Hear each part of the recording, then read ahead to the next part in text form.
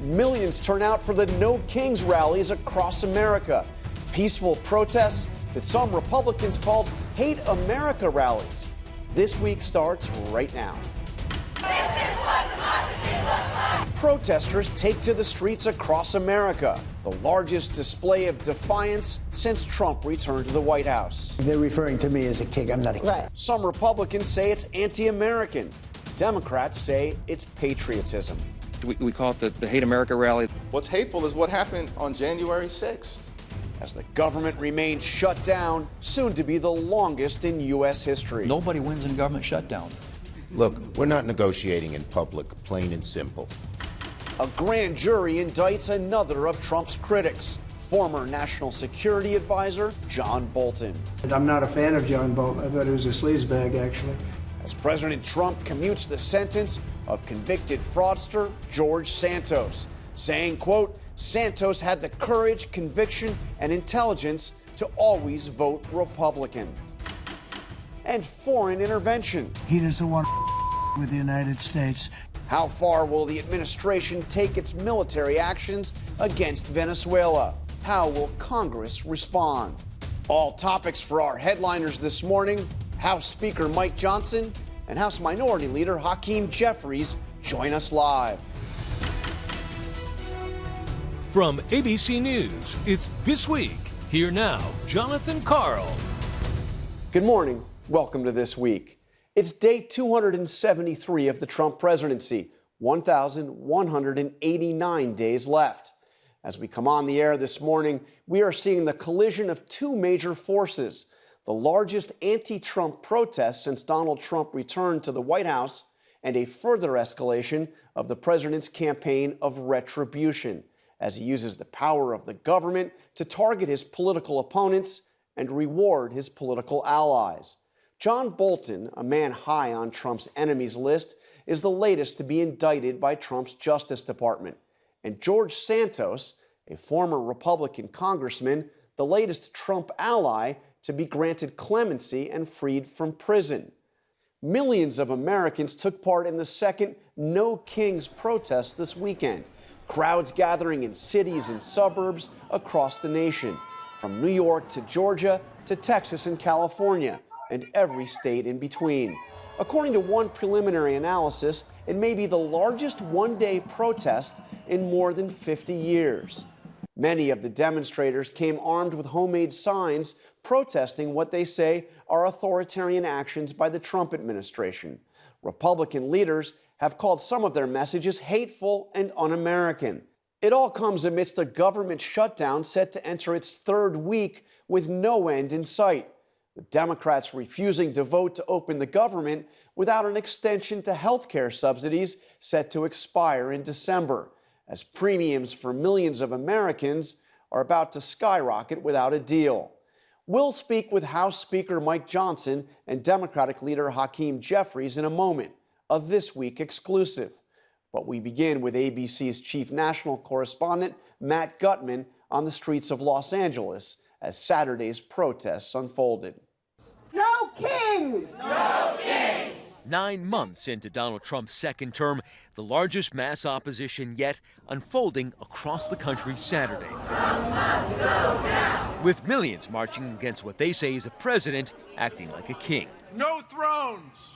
No crowns! No kings! Protesters flooding the streets of an estimated 2,500 cities and towns nationwide, turning out in red states and blue. Protesters here in Hollywood have taken over most of the street corners in this area. You can also see across the way. And that's how it is in hundreds and hundreds of locations across the country. The mood here, for the most part, is playful at times. But what we haven't seen in the vast majority of these locations is even a whiff of violence. In Ohio, hundreds gathering on the lawn of the State House. And in dark red St. Augustine, Florida, throngs of protesters equipped with homemade signs and American flags. and likely the single largest protest in President Trump's backyard in the nation's capital. Tens of thousands of people have lined Pennsylvania Avenue as part of the No Kings protest here in D.C., taking place just blocks away from the White House. And while Trump is in Florida this weekend, several Democratic senators have joined protesters as the party searches for a consistent message to combat the president's second-term agenda. Republicans have tried to portray the protests as hate America rallies. You're going to bring together the Marxists, the socialists, the Antifa advocates, the anarchists, and the pro-Hamas wing of the far-left Democrat Party. But that has drawn a sharp rebuke from Senator Bernie Sanders. Millions of Americans are coming out today not because they hate America. We're here because we love America. Our thanks to Matt Gutman. I'm joined now by the Speaker of the House, Mike Johnson, right here in the studio. Speaker Johnson, thank you for joining us. Glad to be with you. Thanks. So let's start with the No Kings rallies. You called these Hate America rallies. What do you mean by that? Well, that collection of folks that I listed were certainly part of it. We congratulate them on a apparently violent free speech exercise. I was a First Amendment lawyer for 20 years. We defend that right. But the irony of the message is pretty clear for everyone. If President Trump was a king, the government would be open right now. If President Trump was a king, they would not have been able to engage in that free speech exercise out on the mall, by the way, which was open because President Trump hasn't closed it. In the last shutdown, 2013 era, President Obama closed the National Mall, it closed all the national parks, didn't allow people to engage in all this. So, I mean, they needed a stunt, they needed a show. Chuck Schumer needs cover right now. He's closed the government down because he needs political cover, and this was a part of it. We'll get to the shutdown, but just on this notion that these are Hate America rallies, and you not only talked about anarchists, Antifa advocates, pro-Hamas wing, and you said this is the modern Democratic Party.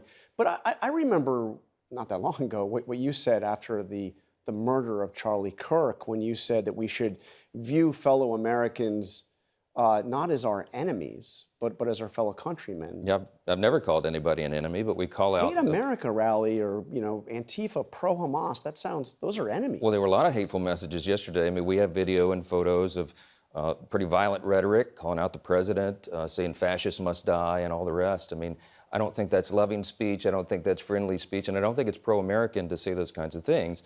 So it's not about the people, it's about the message, it's about the ideology. And I will stand here every Sunday and talk with you about the dangers of Marxism and socialism and how it's led to the literal death of tens of millions of people in the 20th century alone. It is a dangerous ideology, and it is anti-American. It goes against everything that we stand for.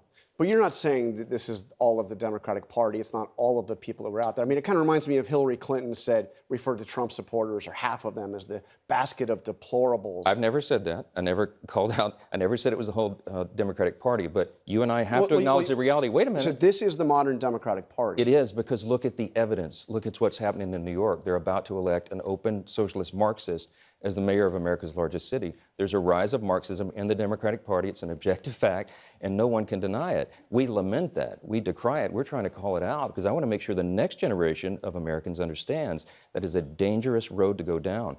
That's part of our calling. I think part of our responsibility as elected servants of the people. So let's get to the shutdown. You've blamed the Democrats, and to be clear, you did pass a so-called clear... Not so-called, totally clean. Keep the government funded for 7 months. They refused to vote for that, most of them, because they want to hold out for the Obamacare subsidies. Well, no, we filed a clean CR, 24 pages in length, keep the lights on. They filed a dirty CR. What's in it? They want to reinstate free health care paid for by taxpayers to illegal aliens. That's $200 billion as part of it. They want to give money back to the Corporation for Public Broadcasting. They want to take $500 million from rural hospitals. And they want to engage in all sorts of spending on foreign projects around the globe. That is actually on paper. That's their kind of proposal. We can't do that. Okay, so the Democrats did not vote for the clean funding bill. They have chosen to shut the government down to fight for the health care and the other items you mentioned. But let me ask you, why, as this is going on, why is the House not in session? Well, first of all, we're fighting for health care as well, not just in word, but in deed. We put it in the One Big Beautiful Bill, the Working Families Tax Cut, real reforms to Medicaid to make it work better, to preserve the program, because we had illegal aliens receiving benefits. We had young, able-bodied men who are not working, they don't have dependents, they were riding the wagon. We cleaned that up in our bill. In their counterproposal, what Chuck Schumer is arguing for is he wants to reverse those reforms, which would be a terrible policy decision for the people. But I'm actually asking a different question. I said, why is the House not in session? I mean, I covered day to day those previous shutdowns, including the one you mentioned in 2013. I recall there were House hearings during that shutdown about how President Obama was handling the shutdown. Yeah. Why is the House not in session as this is The House did its job. Exactly a month ago today, on September 19th, we passed the clean resolution. The continuing resolution would keep the lights on, keep the government working for the people. By the way, keep Border Patrol agents paid, our troops paid, air traffic controllers, all the rest, all the services that go to veterans and young women who need nutrition assistance for their infants. The Democrats, every single one of them, have now voted 11 times, except for 3 Democrats in the Senate. They voted 11 times to shut down the government and cease and halt all of those services and programs. But I'm still not understanding, why is the House not in session? You passed a 7-week temporary funding bill. Is that the entirety of the Republican agenda? No, it is Why not. aren't you? No, it is not. But I refuse to allow us to come back and engage in anything until the government's reopened, when the Democrats do the right thing for the people. They're playing politics, and we have to use every ounce of leverage we have to make sure they do the right thing. They have literally chosen, this is a true statement, you think about it, look at their votes and their actions. They have chosen restoring benefits by taxpayers to illegal aliens over paying our troops and our Border Patrol agents and TSA and all the rest. It's unconscionable. It's never been done before. As you know, neither Medicaid nor the Obamacare subsidies can go to undocumented. You know why? Because we got it signed into law July 4th, and they're trying to repeal it, Jonathan. That's the whole point. But you were doing this 7-week extension to give you time to pass funding for the rest of the year. That's right. Why aren't you working on that now? We are working on that. We don't have to be on the House floor to do it. Our appropriators are working around the clock. They have been. They're negotiating not just in our party, but across the aisle to get the next batch of appropriations bills ready to go. It's a great point. All we did was a simple CR. There's not a single Republican policy priority on the CR. But there are no committee hearings on these budget bills. There are no votes on these budget bills. Very important, very important. The House has already passed the 12 appropriations bills through committee. They don't need a committee hearing to do that. We need to get them off the floor. But it's been stopped by the Democrats in the Senate. And why? Because Chuck Schumer is afraid that one of these Marxists is going to run against him in his next reelect, and he has to get political cover. When he did the right thing in March, and he voted for the nearly identical CR, he took massive heat from the far left. Many of the groups that were out there protesting yesterday, he can't face them again. This is plainly and simply a selfish decision on his part. There's also no oversight going on, no oversight hearings. I want to ask you. There is oversight going on. Well, there are no committee hearings going on. There's Jonathan, just 2 days ago on Friday, the House Oversight Committee released the 3rd batch of Epstein files, the documents from the Epstein estate that includes, by the way, his personal phone logs, his travel logs, his financial documents, and even his daily calendar. That stuff is happening right now. We don't need to be on the House floor to do that. So Steve Bannon likened the Congress to the Russian Duma, which, of course, is just a rubber stamp for Vladimir Putin. How do you respond to that? I think this is an absurd notion. We have unified government. The American people put Republicans in charge of the White House, the Senate, and the House. We are delivering for the people. You can make an argument the first 9 months of this Congress and this administration were the most successful, productive in history. Think of it. Think of the split screen, what's happening right now. President Trump and Republicans reduced taxes, reduced regulations to get the economy going again, ending the crime crisis, ended the border crisis. He's resolving wars and conflicts around the globe. What have Democrats done? They shut the government down. But oversight. I mean, I never really hear you raise critical questions of anything that President Trump is doing. Do you, at least in private, raise issues with yes, this is what unified government looks like. The president and I unified government doesn't mean you're all in lockstep. Sometimes, I mean, Congress is still a check on the executive branch. Congress is more than a check on the executive branch. We're the Article 1 body in the Constitution. Yeah. We have a preeminent responsibility, and I take that seriously. A lifelong constitutional attorney and somebody who's been a jealous advocate of it. The president and I talked all the time about policies and decisions and all of that. We do that behind closed doors because that's what party leaders do when you're in the same party. It's called unified government. The reason we've been so productive is because we do that so well and we're delivering for the American people. When are you going to swear in Representative-elect Adelita Grijalva? As soon as we get back to legislative session when Chuck Schumer allows us to turn the lights back on. Why haven't you done it already? Because this is the way the institution works. I'm following the Pelosi precedent, by the way, when my dear friend from Louisiana, Julia Letlow, was elected to fill the seat of her deceased husband because of COVID.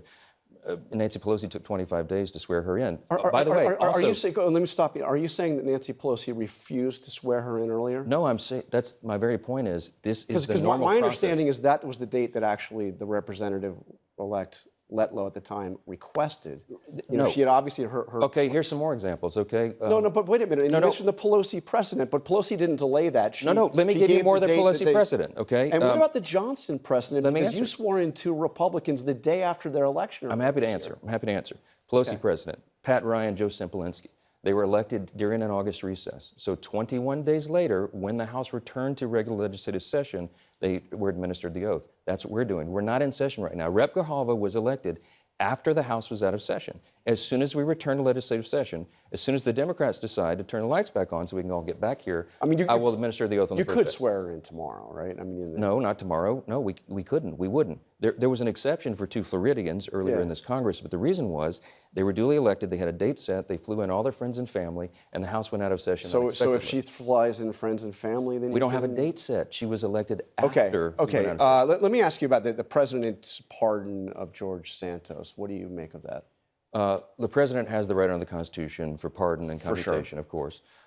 We believe in redemption. This is a personal belief of mine, and I hope Mr. Santos makes the most of his second chance. But how about the fact that the president, in issuing the pardon, or it's clemency, the clemency, he said at least Santos had the courage, conviction, and intelligence to always vote Republican. I looked through this. There have now, I think we have a list of them, 10 former Republican members of Congress who the president has either pardoned or issued clemency for.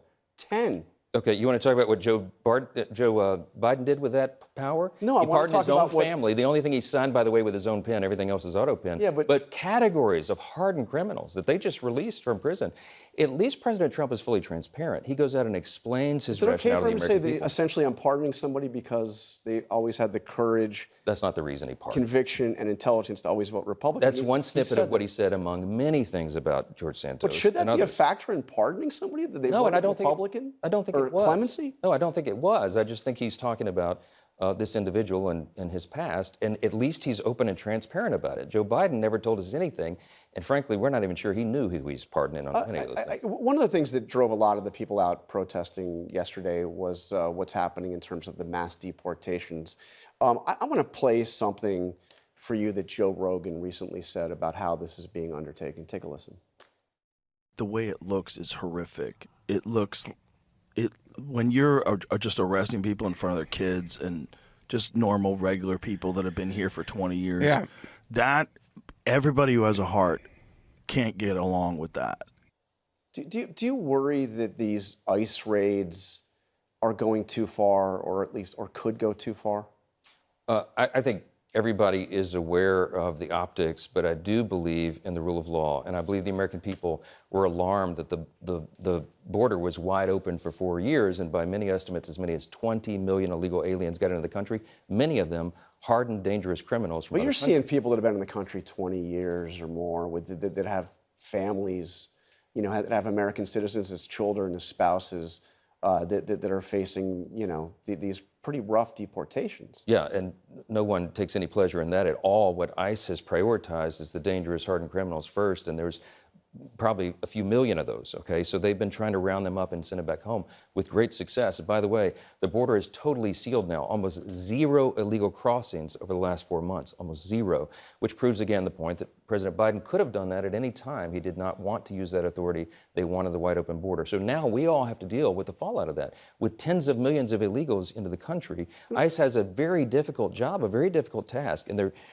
they need to be efficacious and efficient in the way they do it, but they have to ensure that we have the rule of law. If you don't have a sovereign border, you don't have a sovereign country. We're out of time, but I just have to ask you what's happened at the Pentagon. Do you have a sense for why the Secretary of Defense seems to be afraid to interact with journalists who cover him? I reject the premise. There's nothing. Fear is not part of the Secretary of War's makeup. The guy's only had 2 briefings since he became Secretary of Defense. He's very transparent. And they basically forced the Pentagon press out of the building unless they would agree to sign a pledge that would make it impossible to to be an independent journalist. I can't remember, and I don't think you can either, a Secretary of Defense who has been so transparent, out in the open, talking about priorities, principles. Oh, I can. I covered the building, and I traveled around the world with Secretaries of Defense. I interviewed them. I questioned them in the briefing room. Other reporters did as well. But did all those secretaries come out and do public speeches as often as Hegseth does, to be everywhere all the time among the troops? Summons, but I mean,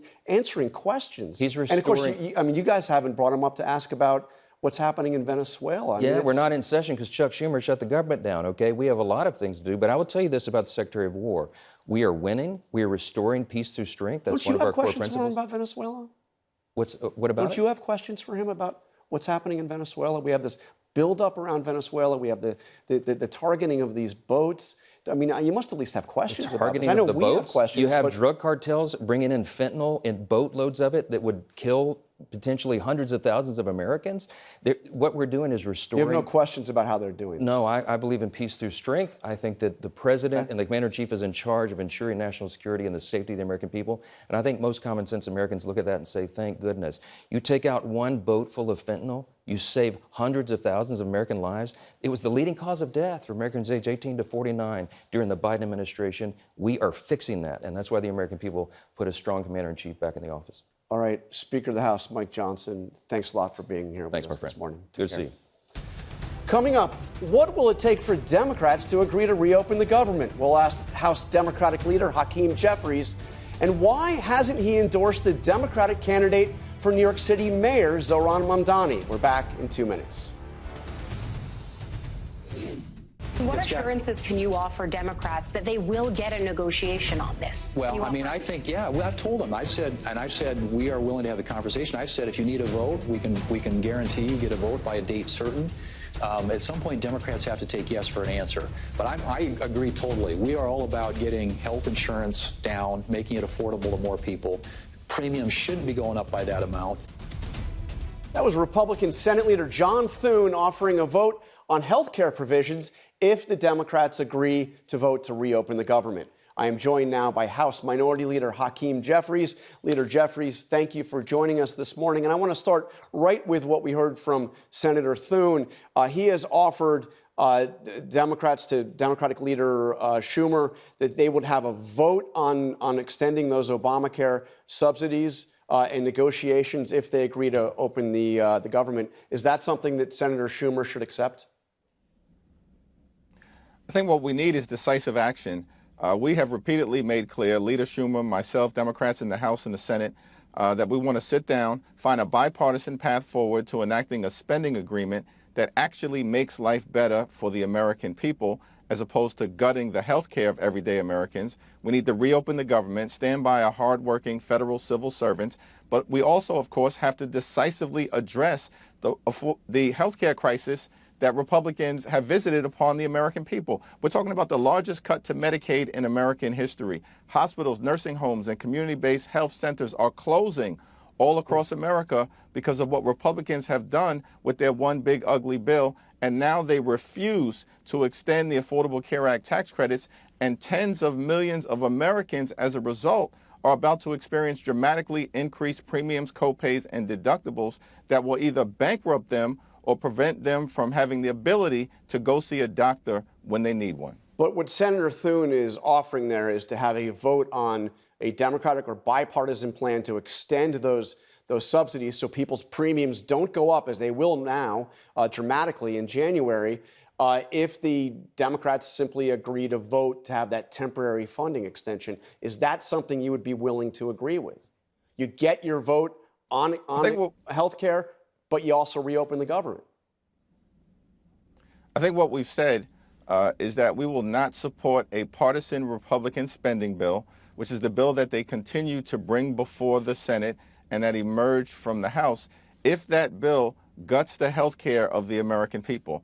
And that's the reality. Now, listen, there have been votes on the Affordable Care Act tax credits in both the House and the Senate throughout the year, and Republicans have repeatedly voted against extending those tax credits because they care more about George Santos and freeing him than they do about providing health care to everyday Americans. That's the unfortunate reality that we confront. That's why we need a change in position to actually decisively address the healthcare crisis that's impacting the American people, and at the same time, by the way, deal with the cost of living crisis that Donald Trump and his policies have made worse. These people promised to lower costs on day one. Costs haven't gone down, they're going up. Inflation is going up. The Trump tariffs are costing everyday Americans thousands of dollars more in expense per year, and now, because of their refusal to extend the Affordable Care Act tax credits, people are confronting premiums that will double, triple, or in some cases quadruple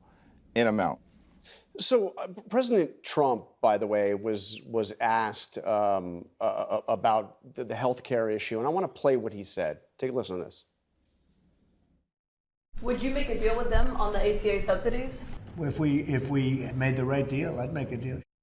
So, I mean, that's what he said. The president said he would make a deal, you know, reopening the government for something on the Obamacare or the Affordable Care Act subsidies.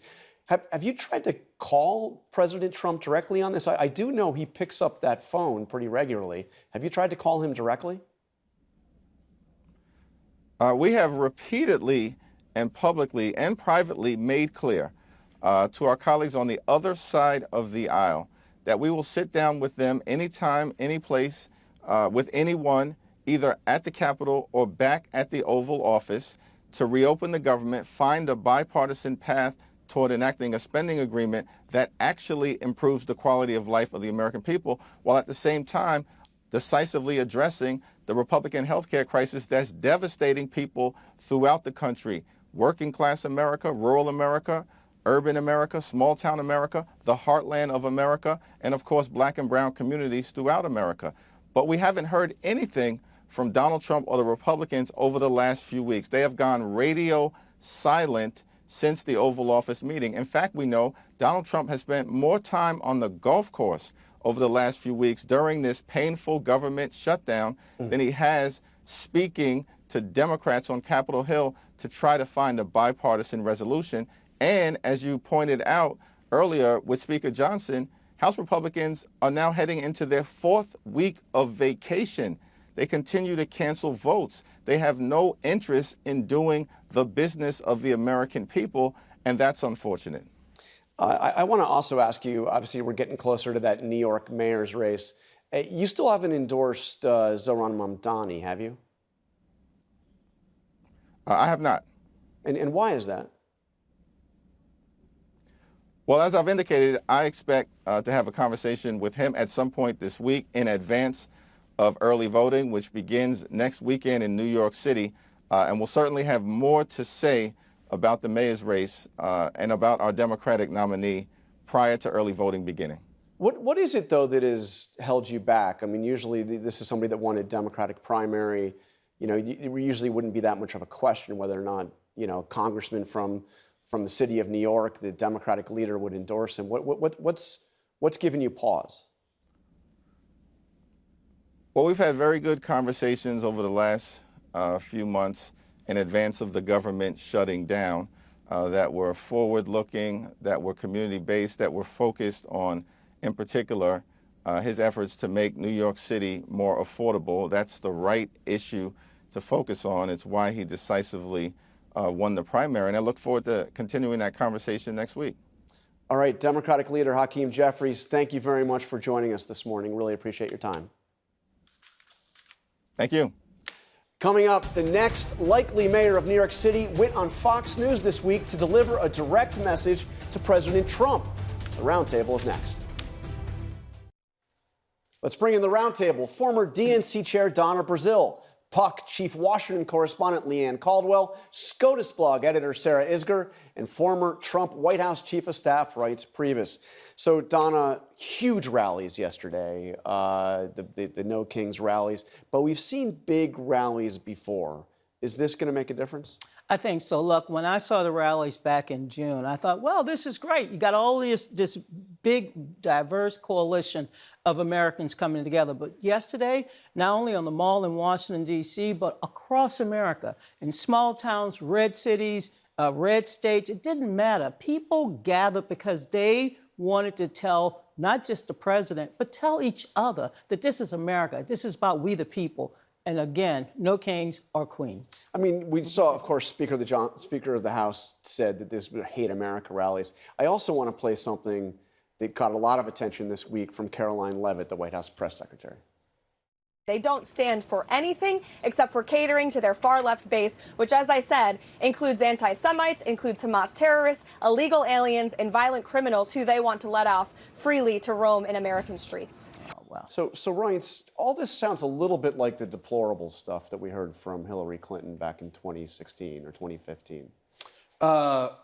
Well, I mean, the Republicans have been putting up with this for a long time. And as far as the three, you know, this event yesterday, I mean, the timing couldn't be more stupid. I mean, here you had the president traveling to Israel and Egypt on Monday, brokering what hopefully will continue to be one of the more amazing peace deals in the history of the Middle East. Doesn't seem to look very good right now, by the way. Well, I'm hopeful. Yeah. And not to mention the president finished the week with Zelensky. And here they are not protesting. Here's the problem. Most people out there don't even hardly notice this stuff's going on. So where they get their information is in social media. And in social media, what they see are a bunch of, on social media, because it's picked off, a bunch of goofy, oddball people protesting things that the president promised he was going to do, like immigration, securing the border, yes, deportation, ending wars. So what I think it does is it amplifies the reasons why the Democrats lost the election to Donald Trump, because they're on the wrong side of 80-20 issues. I think it helps us, to be honest. Sir, help me out, though. I mean, this is demonizing half the country, just like Hillary Clinton demonized half the country when she was talking about Trump supporters in 2016. It's a very different message than we saw in Trump's first term. Like, remember the pink hat situation at the beginning? It was a lot of outrage. It wasn't very family friendly. And I think that did turn a lot of people off. This was a very different vibe yesterday. But look, at the end of the day, what we're going to see is New Jersey and Virginia, two very blue states that have these off-cycle elections. Let's see what turnout is. Let's see what Democrat margins are if they win those races. The Virginia AG's race not looking very good, for instance. What are your sense on these off-year elections? So Democrats are feeling good in New Jersey and in Virginia, but the party, or the country is watching these, the political people are watching these elections extremely closely. Donald Trump is obviously an issue that is being debated in these elections, but also so are cost of living issues. And it's going to tell where the country is, where the electorate is right now, especially people really want to watch Virginia, the Virginia gubernatorial race, because it is a purplish, it's more blue state now, but it is a purplish state, to see what a swing-ish state like is feeling. So then the other election, of course, is New York City mayor's race. And I want to play something from Zoran Mondani, interestingly, going on Fox News and then giving a direct message to Donald Trump. Take a listen. And I just want to speak directly to the president, which is that I will not be a mayor like Mayor Adams, who will call you to figure out how to stay out of jail. I won't be a disgraced governor like Andrew Cuomo, who will call you to ask how to win this election. I can do those things on my own. I will, however, be a mayor who is ready to speak at any time to lower the cost of living. That's the way that I'm going to lead this city. That's the partnership I want to build. I have to say, impressive that he goes on Fox News. I mean, and he seemed to handle him. I mean, what do you think? Look, he's meeting with Jewish leaders. He's meeting with black pastors. He understands that he has to build a coalition from the left back to the center. I think he's running a very impressive campaign. I didn't know him prior to him, I guess, Mr. Madami throwing his hat into the ring. But he was able to energize New Yorkers. He has a single message and focus on affordability. That's something that people care about in New York City. Now, I just got to say one thing. It's important that Americans understand that they have the right to peacefully protest. And that's what we saw all over America yesterday. You might disagree with what they wore or how they said whatever, but it was really a peaceful gathering all over the country. Okay, and people enjoy that. Now, you may not like it, but it was enjoyable. I'm answering a question about what the effect is on the politics of our country. And they have a right to protest, and they have a right to look like goofballs. That's fine. As far as Mamdani is concerned, he's got three things going for him. Number one, he's captured what I think to be a fairly smart leftist economic message, populism type thing, and it's working for him. Affordability. He's escaped much of the crazy stuff that he said about defunding the police and sanctuary cities, and he's running against a guy that nobody really likes. So, I mean, you put it all together, it's not a bad strategy. Leigh Ann, what help me understand, or help us all understand, what is going on with Jeffries not endorsing him? Yeah. Because, by the way, I asked him the exact same question in June, and he told me he had to wait to meet and have discussions with him. He's met with him a couple of times. He's had discussions. He still hasn't endorsed them.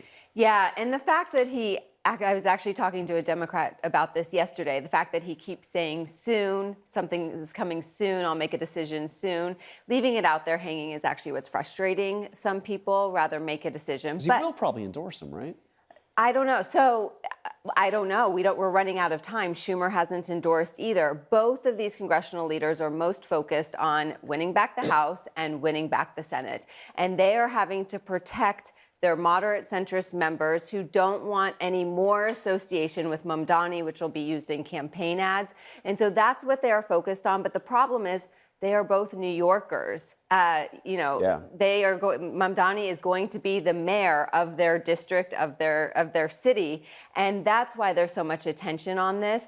But so they have their own political calculations, but it also is frustrating the left, and it is frustrating some people in their home states and districts. They are terrified that this guy is going to be an anchor on the party heading into the midterms. That the second he gets into office, he moves to the far left, and that he is the poster child for Republicans, that the midterms don't become a referendum on Trump, that they become a referendum on the mayor of New York, a Democratic socialist who then becomes the face of the Democratic Party, the message of the Democratic Party, because they haven't had anyone else except Joe Biden.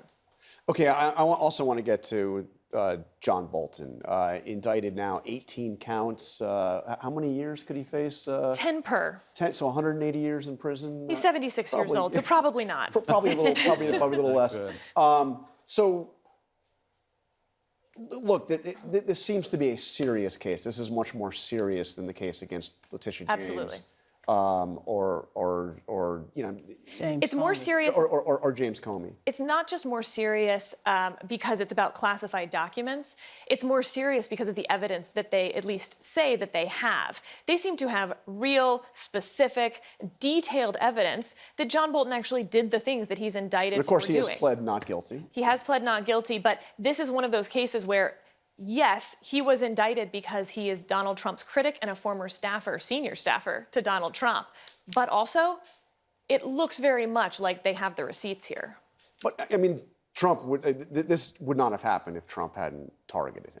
Well, I mean, if a Democrat stayed in the White House, they would have left him alone because he was a tool of the Democrat Party after he left the White House. But what also I find to be interesting about the denials now from John Bolton is not denying I didn't do it. Notice his lawyer is now saying, well, the other DOJ looked at it and they didn't charge on it. So I have a I mean, he is pleading not guilty. I have a top secret SCI clearance. Yeah. Donna, I think, might have as well. I can't tell you, I've never emailed a top secret classified documents once in my life, let alone even on the high side. I've never done that. It's just, and you get trained every year about this stuff. It gets pounded into you. Is it a little uncomfortable, though, for the administration, given that, I mean, Trump took boxes of classified. It's so ironic that we're even talking about this when, again, that Trump even refused to give up the documents. They had to go in and get them. So look, he's innocent until proven guilty. He's not a tool of the Democratic Party. The difference is Trump was president. He's a former national security official who should have known better. You're right. When you're giving those briefings, I was afraid to even bring my pencil in the room.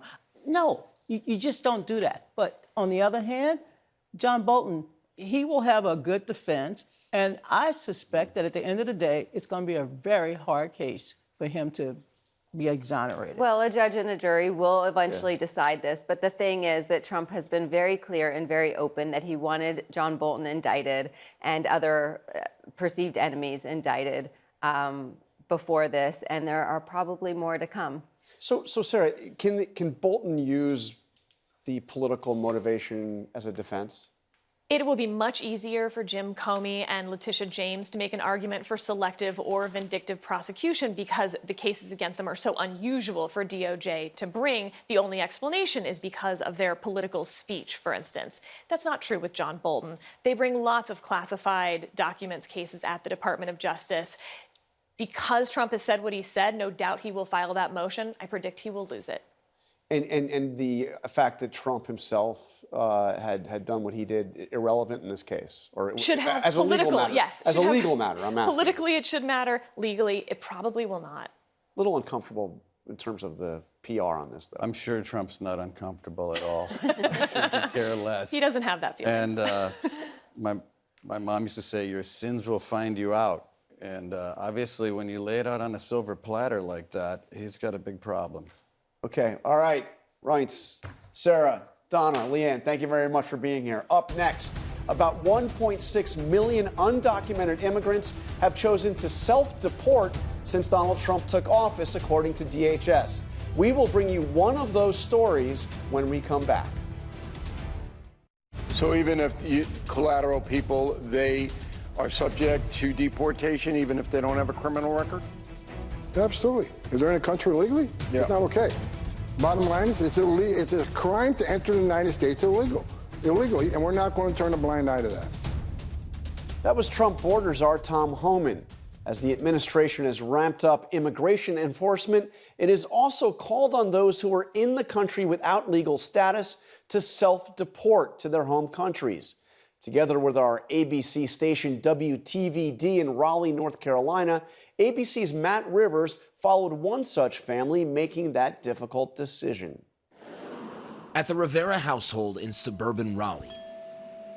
Did you go? It may look like a typical weekend. Fidel and Jennifer Rivera taking on daughter Isabella at card games. Put the six down, bruh. Cheering on their older daughter, Mackenzie, at the soccer field. But for this family, these everyday moments are precious and fleeting. I'm gonna miss my wife and I'm gonna miss my kids. Fidel and Jennifer just celebrated their 17th wedding anniversary.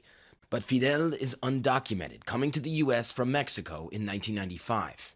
There was no jobs, and I decided to come in over here to look for a better future. The only thing that he's ever done wrong was come here without documentation. Without any legal status, he risks being detained and deported.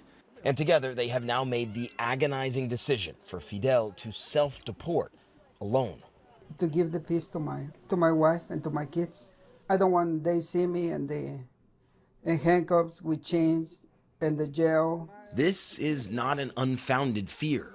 We started seeing people that were being picked up for dumb things, like not criminals. I did not want my husband wrapped up in that. The second Trump administration's aggressive immigration enforcement has escalated the risk of detention. Currently, nearly 60,000 people are being held by ICE. Almost half have no criminal record, only immigration violations. I'm Christy Nome. Part of the government's campaign, self-deport, now. If you don't, we will find you, and we will deport you. You will never return. According to DHS, Fidel will be joining some 1.6 million people who have already self-deported. This is heartbreaking. I don't want to wake up on Tuesday without my best friend next to me. But that's what I'm being forced to do to keep him safe. Fidel and Jennifer met salsa dancing, married 2 years later, and raised a family. She teaches math. He went to school to be an electrician and worked in construction, but he had no legal path to citizenship.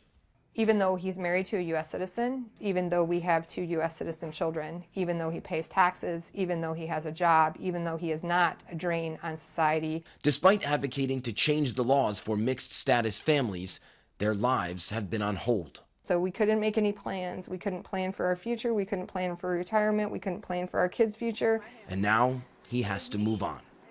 I'm gonna be, again, just by myself, and start a new life over there. The rest of the family will stay behind. So you hear people saying, why don't you just get up and move with your family? I can't leave. This is my 24th year of teaching. I have to hit 30 to get my full retirement. We have a senior in high school. She doesn't want to leave her senior year. You're telling me in 6 months when I'm about to have my graduation or something like that, that one of my parents is not going to be there. It's just very, it just makes me upset. So, come Monday morning, I'm going to cry somewhere. boxes stand by ready for shipping. Bags hauled out to the car. They head to the Raleigh airport. We can't go in the line with you. Leaving his family behind. Your eyes are leaking. I gotta go. Fidel is on his way to what lies ahead. First, a flight to Mexico City. And an immediate check-in with Jennifer. Then on to Mérida on the Yucatan coast, where a friend meets him. The next day, reality setting in. Lo más difícil es